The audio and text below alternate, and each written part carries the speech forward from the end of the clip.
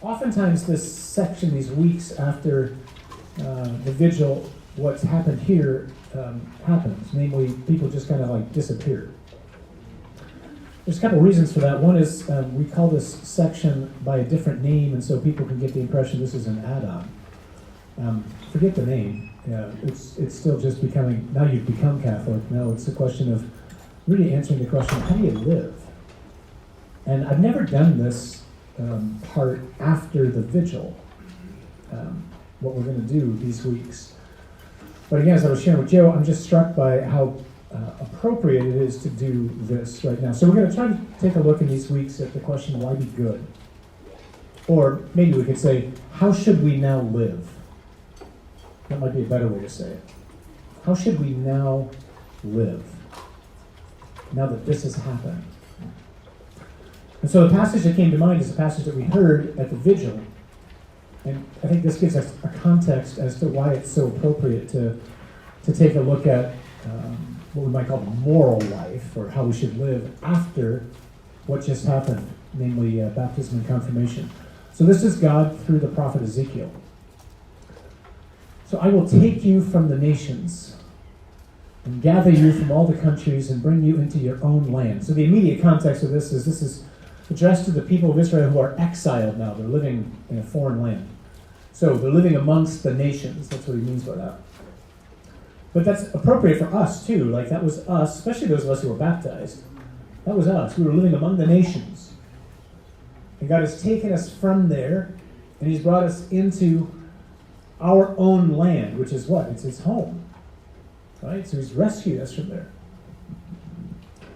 And then he says, I will sprinkle clean water upon you, and you shall be clean from all your uncleannesses, and from all your idols I will cleanse you. Well, that's what happened, right?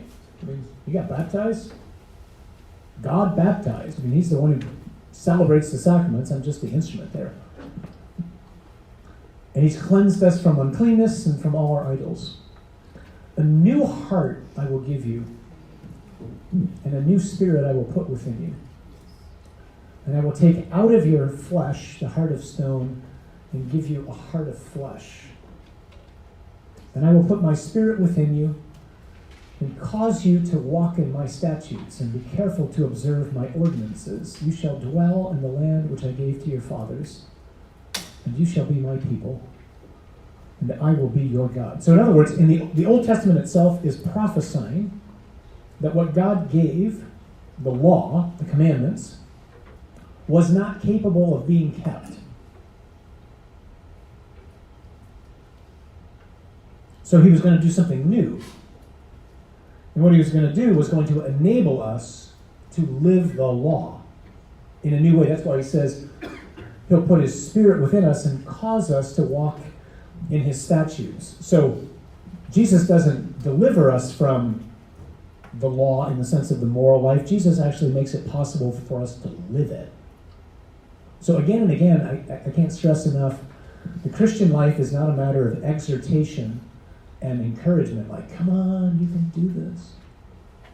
Like, if that's the case, you're doomed. Right? The Christian life is a matter of having access to power. And the power enables us to change. And the power is the spirit that was given to me when you were baptized, or then strengthened again when you were confirmed. Make sense? Okay? So tonight, what we want to try to do is walk through a set of things.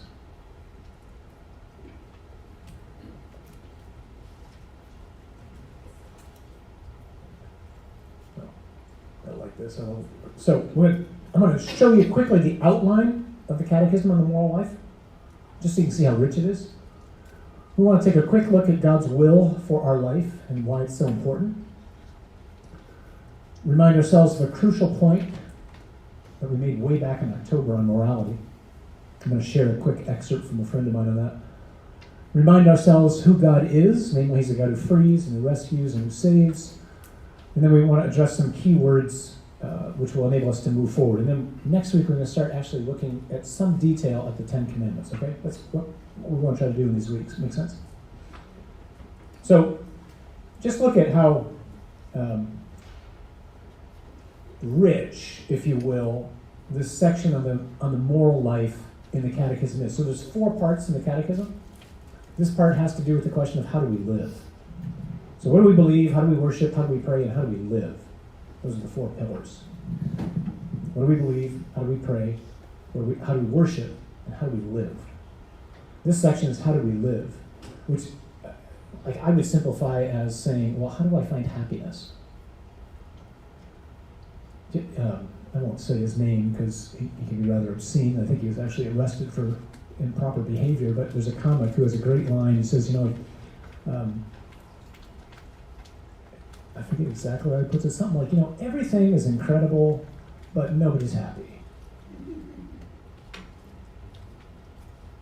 And that's really our culture. Like, everything is incredible. Like, look at my phone. Hey, look what it can do. And I'm miserable. Look at all these devices I got. And I'm disconnected as all get out. Look at how connected I am. And I'm lonely as all imagination. Right? And so everything's amazing, and nobody's happy. So how do you find happiness? And God's got a monopoly on happiness. He's the happiest of all beings. He made me to be happy. So this section is really like, how do you find happiness? So note how many different things are touched on in the Catechism here. So man's vocation, which is life in the Spirit, so the call to the human person, the dignity of the human person, man made in the image of God, our vocation to beatitude or to happiness, freedom, the morality of human acts, like how do you determine whether or not an act is a good act? Do you know? By its fruits. What if I'm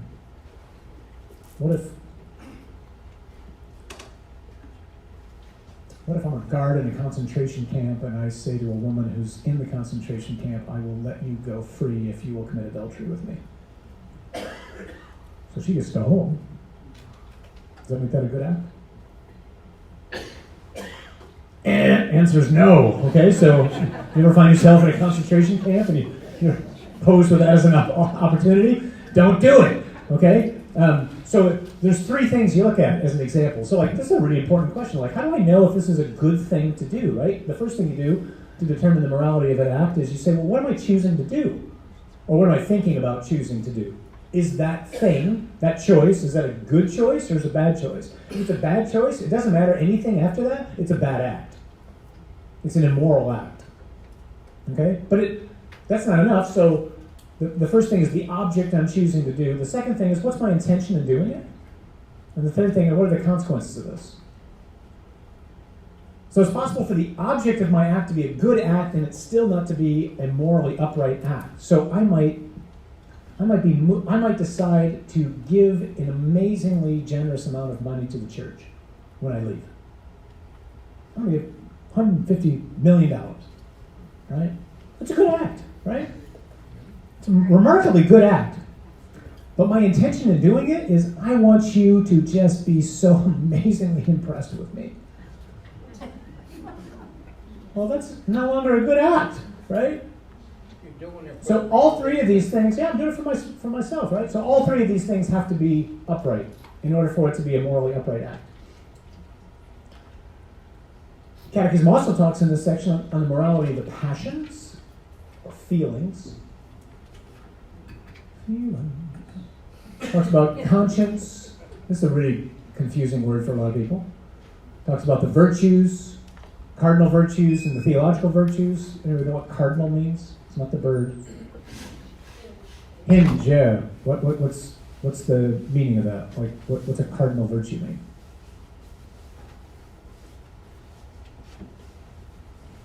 So think of a door, right? So anybody ever had the experience in your house when this little thing here went off and then the door kind of didn't swing well, right? So the idea behind the cardinal virtues, which are prudence, temperance, justice, fortitude, is those 4 hinge virtues, they allow human life to just swing really easily. So when you've perfected these habits of living, you just have an easy life. Not easy, like nothing's happening to me. Like you just have an interior calm. You know how to think. You know how to make judgments. Life makes sense and it works. Okay, when one of those virtues is not in place, when you're intemperate, when you're imprudent, when you're unjust, when you're a coward, the door doesn't swing well. Right. So those are the cardinal virtues, and then the theological virtues are faith, hope, and love. That's all in this section of the Catechism. So too is sin, deadly sin, venial sin. What makes sin sin? What is sin? The human community, the person in society, participation in the social life, social justice. I mean, this is a massive section, right? God's salvation, law and grace, the moral law, grace and justification. What do Catholics think about how we're justified? What do Catholics believe and think about how we are made right with God? How are we made right with God?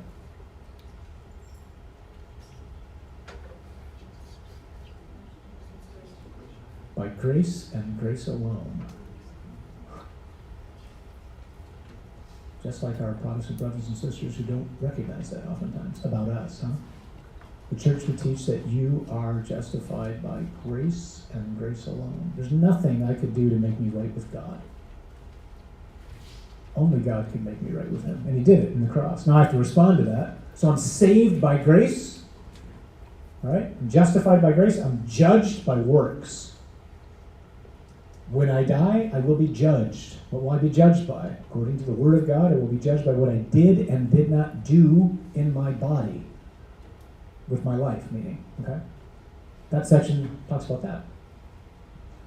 Talk about the church as mother and teacher, and then finally the Ten Commandments, okay? So all these things, the point of this is just to show you how dense this section is, right? This is one of 4 pillars in the Catechism, and it's got a boatload of things in there. And it's worth just looking at. So maybe you didn't know that the church teaches we're saved by grace and grace alone. Well, go find that out. So, RCIA, Becoming Catholic, is just an introduction to the church. You know, you guys have begun to become Catholic. You're going to be becoming Catholic the rest of your lives, just like me. Okay? My conversion started a set of years ago. It is still very much in process. What about God's will for your life? Like if there's one question that people ask a priest, maybe more than anything else, is, Father, I'm trying to figure out what God's will is. And usually they mean by that, should I marry so-and-so, or should I move to get that job, or should I go to school here? Those are all important questions, but I don't think they have anything to do with God's will. So God's will, the other way we can ask this is, why did God make you?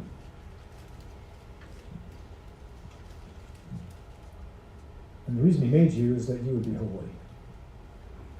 So this, St. Paul says in 1 Thessalonians 4, this is God's will, your sanctification. What's it mean to be sanctified? To be made holy. So, you and I were made to be conformed to Jesus. Like that's the end game that God created me for. To become another Christ. That's a lot of work. Right? I mean, that's a lot of work. So Jesus says at one point, the kingdom of God suffers violence, and the violent take it by force.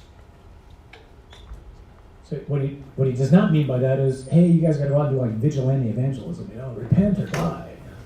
That's not what he means. He means that in order for a person to grow in conformity to Jesus, violence needs to happen. To whom? To me. By who? By me. Like, I need to do violence to myself. Why? Because I've got unruly passions. Namely pride. Which then wreaks havoc and gives rise to all sorts of other things. Right? I hope you know that about yourselves. Like you've all become wonderful new creatures, but man, the old woman is still very much alive in there. And so I have to constantly keep doing battle. Paul said, the way he puts it in Romans 12 is, to offer yourselves to God as a living sacrifice. And someone once, somewhat comically said that the problem with a living sacrifice is it keeps crawling off the altar. And so every day I have to crawl back onto the altar and say, okay, Lord, here I am again. And I give you my life. So he made you to be a saint. It's the only goal worth having. If it doesn't happen, you go to hell. That's the stronger way to say it. You either become a saint or you burn in hell. So choose sainthood. It's a better way to go, right? Because everybody in heaven is a saint. We just know some of their names, but everybody in heaven is a saint. So holiness just means that my life is surrendered to God. And we're all constantly in a battle trying to do that more and more, all of us.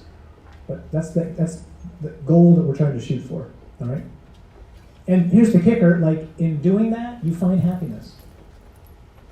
Like the more you surrender to God, the more we begin to walk in freedom, the more conformed we are to Him who is the happiest of all beings, the happier I am. The less I do that, the more miserable I am. Okay? I don't know why some of these slides just disappeared, but so let me go back to something we talked about in October when we started talking about homosexuality. At that point, we just made the observation that the moral life and moral questions don't really have, this is maybe a bit overstating it, but maybe it's provocative to make the point. They really don't have anything to do with faith. What do they have to do with? Huh? Nobody knows what you're talking about when you say natural law. I don't think. The way things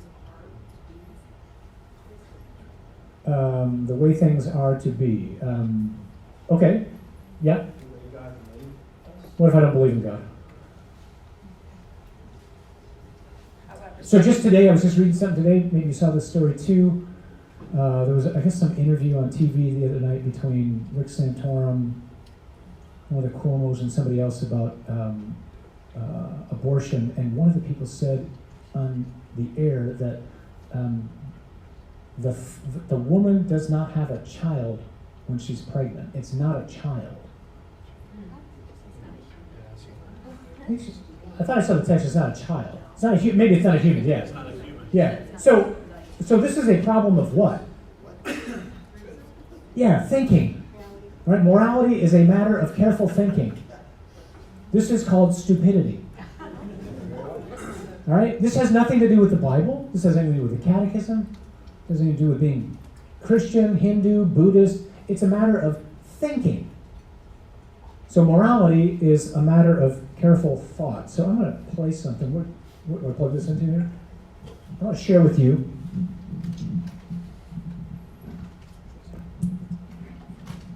There's some technology. So this is from a friend of mine who's just a great guy. It's about a 15-minute clip on this topic, which I think is crucially important to get right. Let's just listen to him and see if this makes some sense. Each other. Faith without reason becomes irrational. It tends to become passionate. It tends to become violent. And one sees this in various religions of the world. Reason without faith becomes irrational. It begins to try to answer questions it can't. It doesn't know its own limits, and it runs people right into inhumanity and irrationality. And we see a lot of that too. So the truth of it is that the converted mind, the transformed mind, sees that faith and reason are both important because they give us reality. They give us truth. So what's the wound? The wound is the view that because faith is in a realm that one cannot prove scientifically or rationally simply by a proof, therefore it's not actually knowledge at all. It's not knowledge. It's a matter of feeling or opinion, And therefore it's something that you have privately. It's something you carry around in your head. It's a matter of taste. Some people even will say it's a matter of genes. Some people are religious by heredity. And some people just don't have a sort of believing gene. Now, one of the fruits of this is that religious truth does not inform the common life. It's something we carry around privately, but it doesn't inform the common life. This is a very new situation in the history of the world.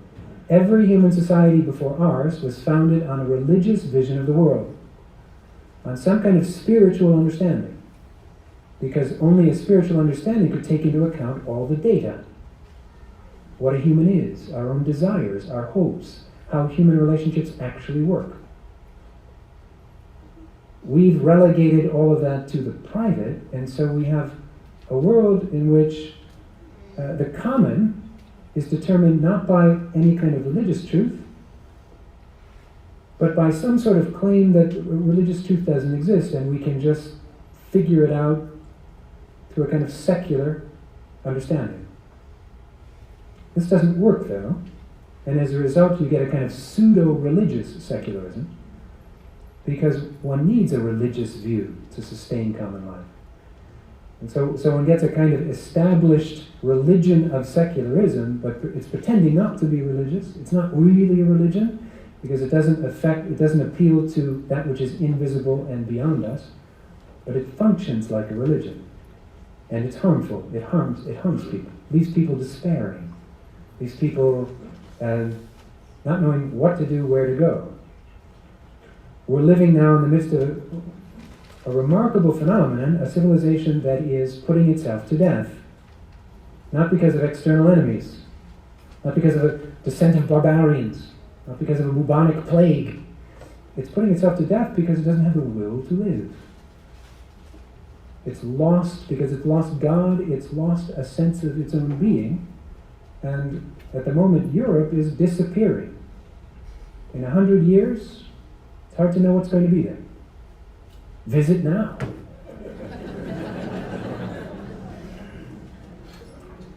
An intellectual wound. Yeah?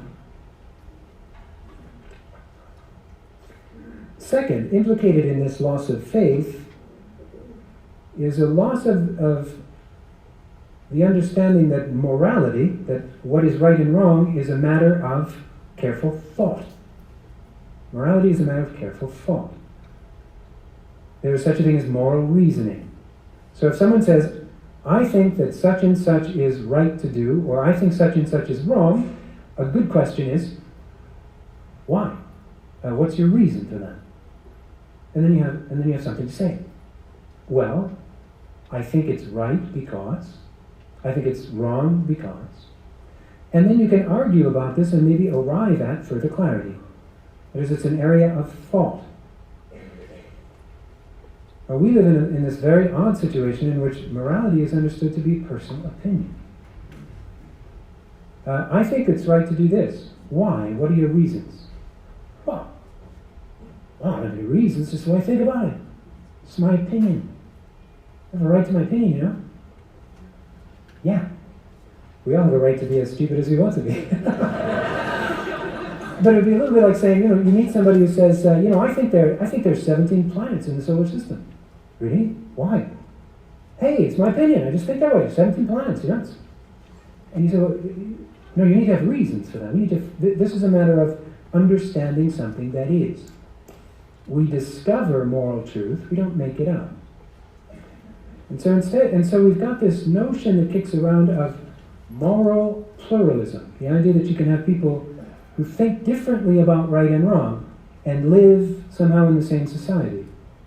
This is an impossibility. It's an impossibility. This is like having pluralism in traffic laws. Everybody drive the way they want, because we believe in freedom. So you like driving on the right, you like driving on the left. You like just parking in the middle. You like going on green, you like going on red. Well, let's just go for it, shall we? What happens? Utter and absolute chaos. Nobody can drive. Moral life is, you could say, it's the traffic laws of human behavior. A human society is based upon a common moral vision. And the whole human race has always more or less known what is right and wrong. There aren't really very many different opinions about this. But we find ourselves with a profound intellectual wound. It's actually quite silly. We find ourselves saying, we can have a society, but everybody just figures out for themselves what they think is right and wrong. This is an intellectual wound. This is a lack of clear thinking.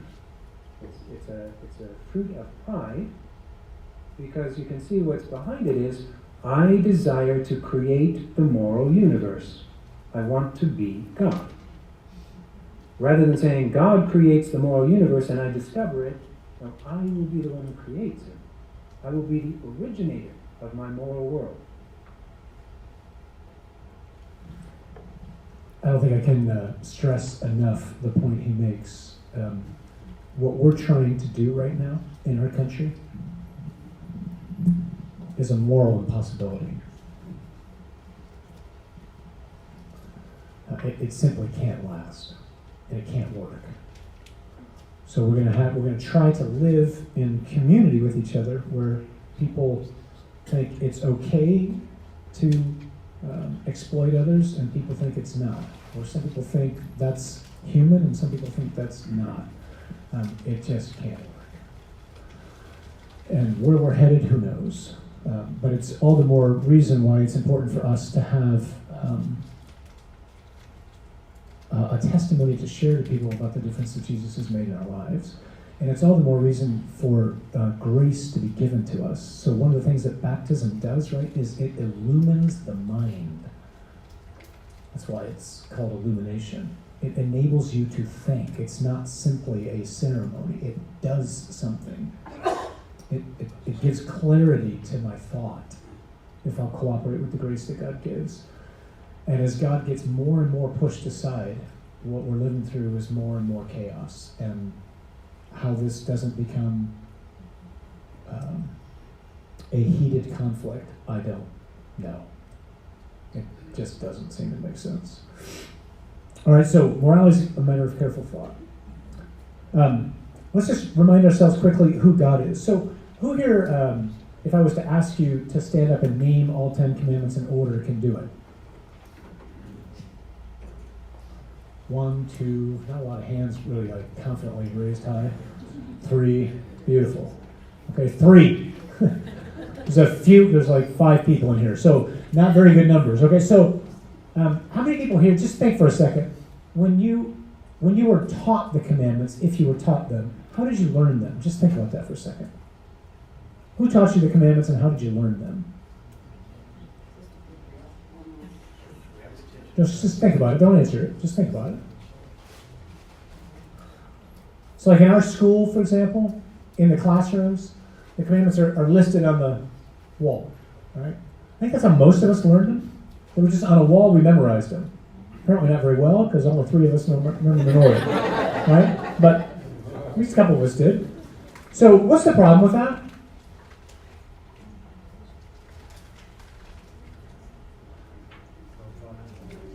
No thought behind it. Yeah, when they got them. Like, so I remember years ago now, it was like 1996. I still had a subscription to Sports Illustrated at the time.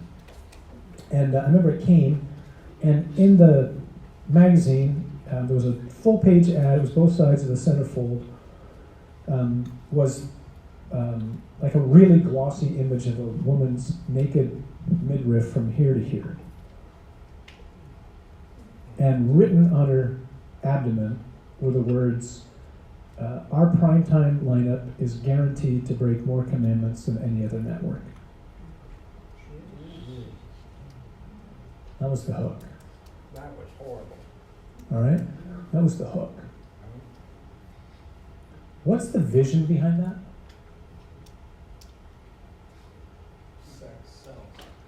Sex sells, but behind that is what? I mean, what's yeah, why? Because so law is oppressive. The commandments are oppressive. They're restrictive. They're not liberating. They're debilitating. They hold you down. Right? If you really want to be happy, forget the 10 Commandments. Do what you want. That's the vision behind that, right? So that's a lot of people's vision. Whether they say that out loud or not, we often live that way. You know, we live with a distorted understanding of the God who has done what he's done for us. So it's important to know, so the commandments were given to, is it like the Israelites were just sitting on the beach one day and they were having a great time, and then God said, you know what, you guys are having way too much fun here. Take a load of these and stop having all this fun. No, the commandments are given to Israel on their way from Egypt to the promised land, right? Isn't that right? Yeah? So where were they where were they before they got the commandments? Slavery. For how long? 430 years. How'd they get out of slavery? Yeah, God. God did something, right? God rescued them from slavery. And then on the way, after he rescued them from slavery, he changed his mind and he says, you know what? No, I don't want you to be free. Here, take these. No, of course not, right? So the God who gives the commandments is a God who liberates. Therefore, the commandments must be a means of liberation. The essence of the commandments is really as simple as this: you shall not be a slave. I did not make you to be a slave. I made you to be free. And so we need to remember where they are. Location is everything, right? Not just in real estate. It's everything. And the location of the 10 Commandments, where the Israelites are when God gives them, is everything. So if you teach children, you teach adults, you got kids at home, you do any kind of catechism, it's imperative to help kids know where these people are when God gives them. And that the God who gives them is a God who liberates. So the commandments are understood by the Jewish people in a very particular way as a gift. They have a whole hymn, Psalm 119, to the law. Can you imagine that in America?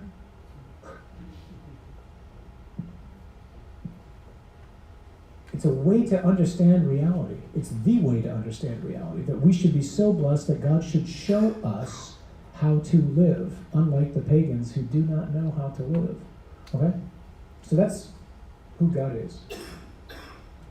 So, I'm not sure why these didn't show up, so let me just walk through real quick four words, and then I'm going to touch real quickly on the powers of the soul, and then we'll take some time for Q&A and wrap this up. So before we get into the commandments next week, it's worth looking at love, freedom, law, and truth. So love, freedom, law, and truth. So St. Paul says in Romans something as simple as this: love does no wrong to a neighbor, therefore love is the fulfilling of the law, or the fulfillment of the law. What's love? Don't answer that, just think about it. The problem in our country, in our culture, as Americans who speak English as our primary language, there's only one word for love. So think back to last week, the gospel. Jesus asking Peter 3 times, do you love me, do you love me, do you love me? He doesn't ask the same question in Greek. He does ask it in English, but he doesn't ask it in Greek. There's 4 words for love in Greek.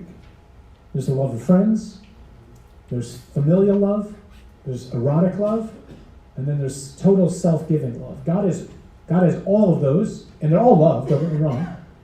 It's not like only agape is love, the rest of them are counterfeit. They're all love, but the highest love is agape. When Jesus asks Peter, Simon, do you me? It's, do you love me in a totally selfless way like I love? To which Peter answers, yes, Lord, you know I love you like my brother. Which is not what he asked, right? So do you love me in a totally selfless way? So it's agape, and the second word it's phileo. To which Jesus says, Simon, do you love me in a totally selfless way the way I love you? To which Peter says, yes, Lord, you know I love you like my brother. To which Jesus then says, Simon, do you love me like a brother? Which is what provokes Simon to cry. It's not that he asked him a third time, do you love me? It's that he condescends as if to say, okay, I'll take that. Will you love me like a brother? And Simon says, yes, Lord.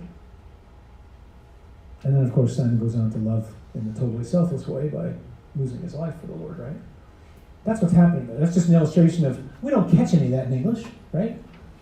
But you do in Greek. 3 words for love in Hebrew. But English, you get like, I love the Lions, I don't know why. I love my mom, and crazy about wine. You know, like, hopefully not all in the same way, right? Hopefully we love wine more than anything. No, we love wine. So we just don't grasp love in our culture at all. So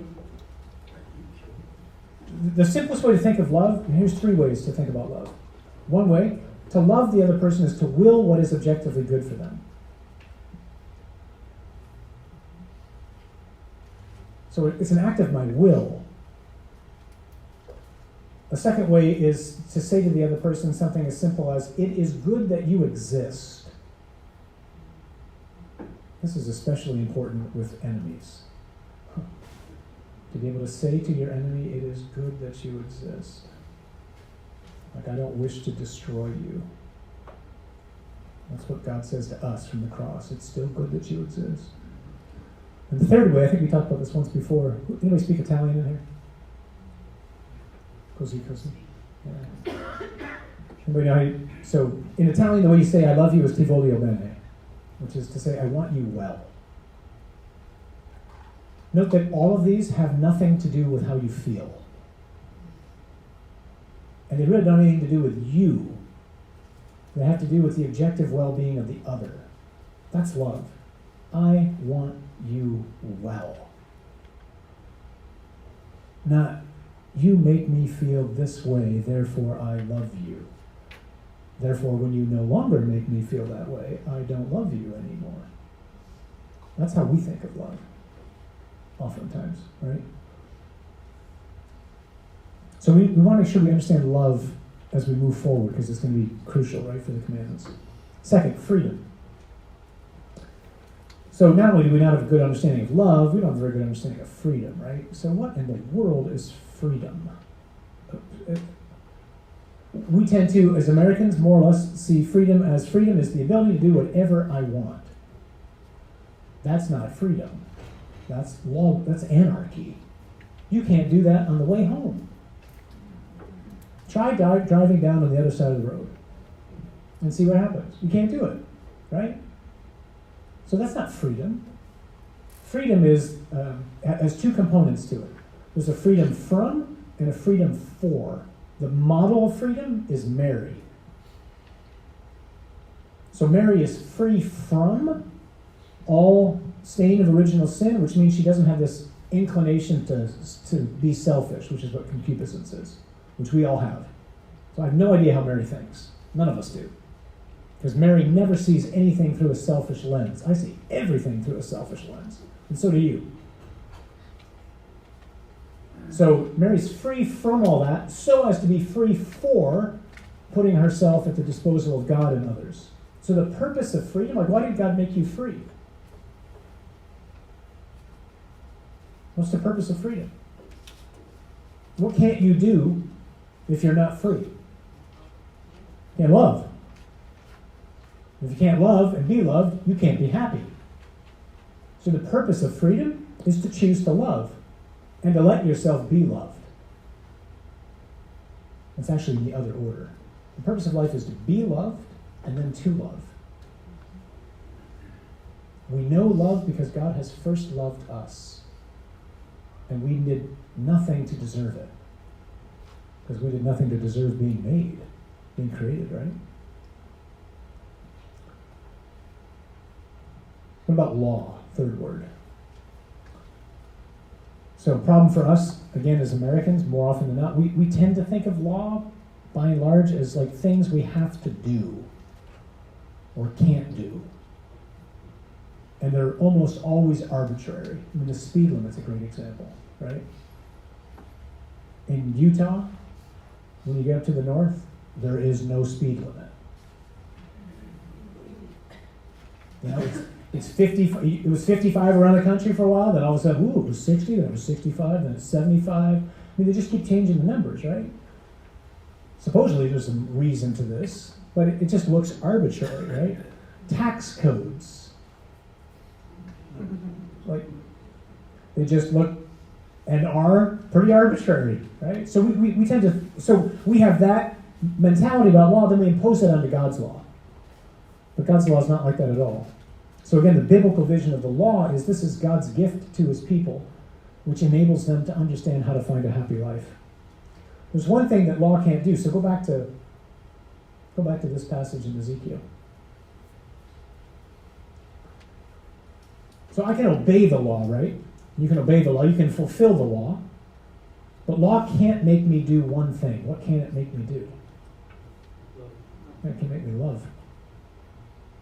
And so God promises, I'm going to give you a new heart, which he did.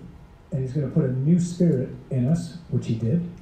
And the result of that is I'm going to be able to love. That's why he gave me that spirit in baptism and in confirmation. So that now I can do what it is that I'm created to do. Love God with all my heart, mind, soul, and strength, and love my neighbor as myself. I have in me, you have in you now the ability to do that. We have lots of memories and lots of habits that we have to overcome. But we have the capacity now, because of the Spirit within us, to not succumb to them anymore. Okay? Make sense? Last word, truth. So like Father Michael was talking about in that little thing I played for us. So we live in he calls it moral pluralism, or what's often called moral relativism, where the idea is there's no such thing as truth, which of course is logically self-contradictory, because that's a truth. So that doesn't hold, right? No such thing as truth except for the one truth, that there is no truth. That's just idiotic thinking, right? But that's the world in which we're living right now. So what is truth?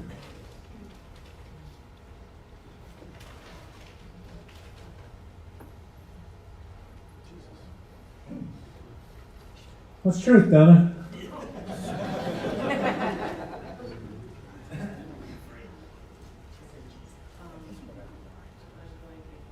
So truth is the conformity between two things. Between what? Heart and mind. Nope. Mind and what? Reality. And reality. Yeah. Truth is the conformity between reality and my mind. That's called wisdom, or the cardinal virtue of prudence. Prudence enables me to see reality the way it is. We have a lot of educated idiots in our country with massive degrees who are fools. They don't see reality. And it's staring them in the face. And I could be the same, and so can you at times, right? So it's not like those people. This is us. So truth is when my mind and reality are in conformity with each other, or it's conformity between the thing that's perceived and my intellect. So you can believe the world is flat all you want, totally. You're just wrong. So we tend to think that I can construct reality by my thinking. Try that walking off the top of a building. I just don't think gravity is actually real.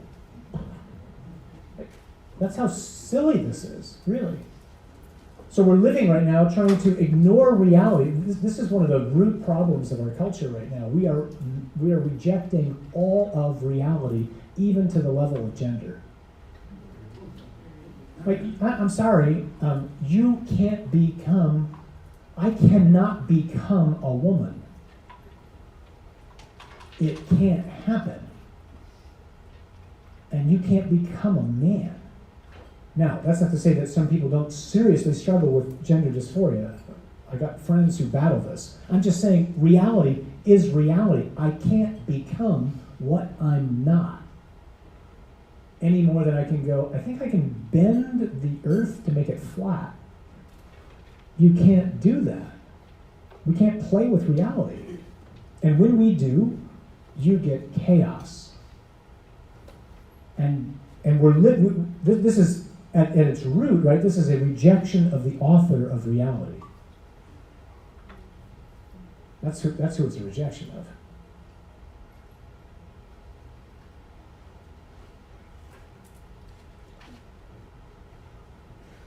All right, let me touch real quickly on this, and then if you got any questions, we can do that. 3 powers of the soul. I always find this really helpful. So the soul has 3 powers or capacities or parts to it, if you will. Anybody know what they are? Donna? The will. Let's see if it's up there. Oh, 2 for 2. What about free will? That's including the will. Right? Yeah. Back to feelings. Right? So the 3 powers of the soul. So intellect, will, and feelings. Where does sin happen? Yeah, in the will. Right? When I choose to do something. Where does love happen? In the will. Right? When I will something. So the first thing I'm doing when I'm looking at choices, I'm trying to figure out what is the object that I'm choosing, and I'm choosing that with my will. What is it that usually determines what we choose? Feelings. Right? What should determine what I choose? The intellect, which is in conformity with reality. Yeah. All right. So the easiest way to think of this is a train. So picture a train with an engine, a caboose, and a car. In order for the train to work well, the intellect leads, will is the car, and feelings are the caboose. When that's the order of the train, life works. Usually, feelings are the engine, will is getting dragged by it, and the intellect has been decoupled and it's somewhere down the track. Right? That's usually how we live our lives. So when you got either baptized and confirmed or confirmed at the vigil, you got an injection, if you will, of grace into this and into that. The feelings stay the same. They come and go, right? I get the worst feelings running through my mind, if I can put it that way, or passions, when I say Mass. I've just learned not to be surprised by that anymore.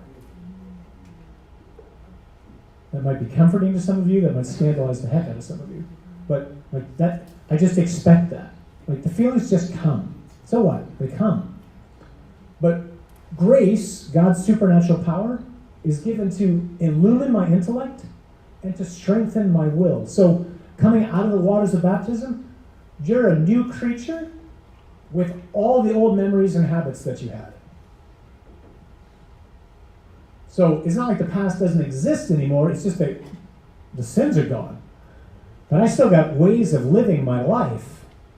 And so I have to get into new ways of living my life.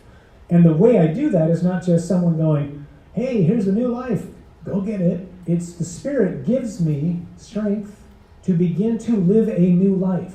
And so usually it's just gradually over time, like I just move into and acquire stronger habits and better habits for easy living.